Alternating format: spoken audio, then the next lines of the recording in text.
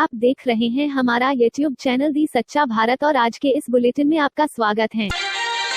ठगी के लिए अलवर पूरे देश में बदनाम है। आए दिन अलवर में ठगी के नए मामले सामने आते हैं, तो वहीं अलवर में ठगी का एक नया ट्रेंड सामने आया है। अलवर पुलिस ने 11 ठगों को एक साथ गिरफ्तार किया। पूछताछ में ठगों ने बताया कि वो लोग लड़कियों के नाम पर फर्जी फेसबुक आईडी बनाते थे, उसके बाद लड़कों से चैट करते थे, लड़कों को अपनी बातों में फंसाकर उनके साथ न्यूड चैट करते थे। इस दौरान लड़कों का वीडियो बनाकर उनको ब्लैकमेल करते थे। देखिए, आईजी साहब, एसपी मैडम और एडिशनल एसपी मैडम के निर्देशन में साइबर ठगों और ऑनलाइन ठगी के खिलाफ एक अभियान किया जा रहा है, जिसके तहत एक विशेष टीम का गठन किया गया है। उसी के क्रम में कल शाम करीब 6 बजे हमें सूचना मिली थी कंट्रोल पे कि 10-12 साइबर ठगों की एक टीम है जो एक बिना नंबरी सफ़ेद रंग की बोलेरो से शहर की तरफ आ रही है। ये सूचना मिलने पे डीएससी टीम और थाने की टीम के द्वारा नाकाबंदी की गई।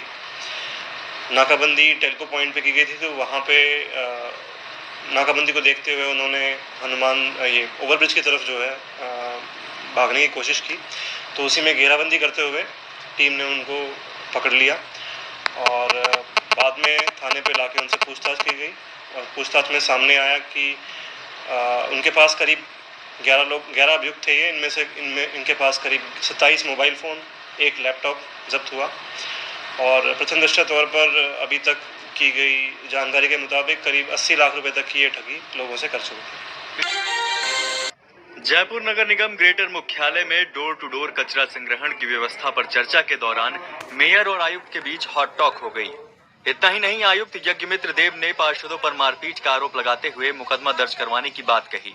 कोरोना कंट्रोल की बैठक में जाना था। जब मैंने उसका हवाला दिया और मैं उनके अंदर वाले कमरे से निकल के उनके चैम्बर में आया, तो एक पार्षद ने गेट पे पैर लगा के और रास्ता बंद कर दिया और दूसरे पार्षद ने मेरे साथ 3 जने टोटल, उन्होंने मेरे साथ मारा पीटी। वहीं आयुक्त के समर्थन में उतरे सफाई कर्मचारियों ने 5 जून को हड़ताल पर जाने की घोषणा करते हुए मेयर और पार्षदों के खिलाफ मोर्चा खोल दिया। वहीं मेयर की गाड़ी को कर्मचारियों द्वारा रोकने पर वहां मौजूद पुलिस फोर्स ने कर्मचारियों को हटाया। गहलोत के मंत्री सुखराम बिश्नोई के सरकार से खफा होने की खबरें हैं। शुक्रवार को बिश्नोई एक समारोह में शामिल होने के लिए अपनी गाड़ी के बजाय कलेक्टर की गाड़ी से आए, और तो और उनके साथ में कमांडो भी नहीं थे। ऐसे में नाराजगी की चर्चाएं गर्म हो गईं। हालांकि बिश्नोई ने इससे इनकार किया। हमेशा आप जिस गाड़ी में आते हैं, ये तो जालौर जिला कलेक्टर की गाड़ी है, वो गाड़ी खराब और कमांडो भी नहीं है। सरकार से सब कुछ ठीक ठाक तो है आपकी? बीते कुछ वक्त से गहलोत सरकार की मुश्किलें कम होने का नाम नहीं ले रही हैं। पहले हेमाराम और अब बिश्नोई की नाराजगी की खबरें सरकार की परेशानी और बढ़ा सकती हैं। दिल्ली हाई कोर्ट ने 5G वायरलेस नेटवर्क के खिलाफ लगाई गई जूही चावला की याचिका को खारिज कर दिया है। साथ ही जूही चावला पर 20 लाख रुपए का जुर्माना लगाया गया है।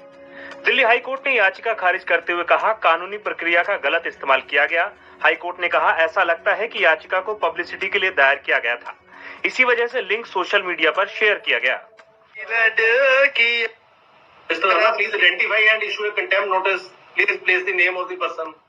दरअसल जूही चावला की याचिका में दावा किया गया था कि इन 5G वायरलेस टेक्नोलॉजी से मनुष्य पर गंभीर दुष्प्रभाव पड़ता है। हाई कोर्ट ने सुनवाई के दौरान गाना गाने वाले शख्स समेत उन सभी लोगों को अवमानना का नोटिस जारी किया है जिन्होंने अवैध तरीके से सुनवाई में भाग लिया।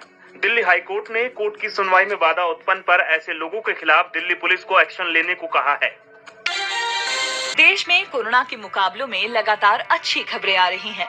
हर दिन मिलने वाले केस कम हो रहे हैं। वैक्सीन लगवाने वालों की संख्या तेजी से बढ़ रही है। स्वास्थ्य मंत्रालय ने शुक्रवार को प्रेस कॉन्फ्रेंस कर इसकी जानकारी दी। India 17.2 crore doses according to this data system, and US, which is leading the pack, is 16.9. We have overtaken US in terms of number of people who have received at least a single dose of COVID-19 vaccine. स्वास्थ्य मंत्रालय के मुताबिक अगर 7 मई को peak मानकर data का analysis करते हैं तो रोज के मामलों में 68% की गिरावट आई है। 66% नए मामले 5 राज्यों से आ रहे हैं और बाकी 31 राज्यों केंद्र शासित प्रदेशों में। ये दिखाता है कि लोकल लेवल पर वायरस को काबू करने में कामयाबी मिल रही है। आज सारा विश्व एक महामारी और पर्यावरण के प्रकोप को झेल रहा है। इस कठिन समय में मैं सभी लोगों को पर्यावरण दिवस के अवसर पर ही नहीं बल्कि हर दूसरे दिन जब तक हम सब इस महामारी को हरा न दें, अपने अपने घरों से पारिवारिक हवन करने का अनुरोध करती हूँ। सत्ता की लड़ाई भी वो जीती थी और ये सत्ता की लड़ाई भी मैं जीतूंगी, क्योंकि महाभारत का दूसरा नाम है जया। बात करते हैं फिल्म थलाइवी की। फिल्म रिलीज होनी थी तमिलनाडु में विधानसभा चुनाव से पहले, जिससे चुनावी माहौल में फिल्म सफल भी होती और अन्नाद्रमुक को फायदा भी मिलता, लेकिन कोरोना के चलते ऐसा हो न सका और अब फिल्म रिलीज का इंतजार कर रही है। फिल्म के प्रोड्यूसर विष्णुवर्धन इंदुरी इस बात से इत्तेफाक नहीं रखते। उनके मुताबिक फिल्म का तमिलनाडु की राजनीति से दूर दूर तक कोई लेना देना नहीं है। चुनाव को ध्यान में रखकर फिल्म नहीं बनाई गई थी। ये फिल्म पूरे भारत के सिने लवर्स के लिए बनाई गई थी। एक बात याद रखना, अगर मुझे माँ समझोगे तुम्हें मेरे दिल में जगह मिलेगी, और अगर मुझे सिर्फ एक औरत समझोगे तो तुम्हें। क्या आपको पता है पुराची थलाइवी किसे कहा जाता है? पुराची थलाइवी तमिलनाडु के पूर्व मुख्यमंत्री जयललिता को कहा जाता था, जिसका मतलब है एक क्रांतिकारी नेता। कंगना की फिल्म थलाइवी पूर्व सीएम जयललिता के जीवन से ही प्रेरित। फिल्म मेकर्स के लिए जयललिता की पूरी जिंदगी को 3 घंटे में फिल्म में प्रस्तुत करना मुश्किल था। मेकर्स ने फैसला लिया कि वो जयललिता के साल 1991 में सीएम बनने के प्रेरणादायी संघर्ष को ही दिखाएंगे, जिसके बाद फिल्म के स्क्रिप्ट का जिम्मा राइटर रजत अरोरा को दिया गया। थलाइवी फिल्म में जयललिता से जुड़े हुए विवादों को नहीं दिखाया गया है। Tamil film trade analyst N Ramesh Bala के मुताबिक कंगना को फिल्म में ऐसे ही कास्ट नहीं किया गया। मेकर्स को एक ऐसी अभिनेत्री का चयन करना था जिसकी पूरे भारत में पहचान हो। फिल्म पैन इंडिया रिलीज के लिए ही बनाई गई थी, इसी वजह से फिल्म में कंगना को कास्ट किया गया। वहीं लंबे समय से फिल्मों से दूर भाग्यश्री भी इस बार इस फिल्म में नजर आएंगी। चलिए आपको बताते हैं फिल्म से जुड़े कुछ इंटरेस्टिंग फैक्ट्स। सीएम ऑफिस, विधानसभा और पॉश गार्डन जैसे जयललिता निवास पर शूट करना पॉसिबल नहीं था, इसलिए सारे बिल्डिंग के सेट्स खड़े किए गए। कंगना को किरदार के लिए वजन बढ़ाना पड़ा था। कंगना के साथ प्रोस्थेटिक एक्सपर्ट से बहुत लंबे सेशंस हुए। और ऐसे ही नए अपडेट पाने के लिए द सच्चा भारत चैनल को सब्सक्राइब कीजिए। धन्यवाद।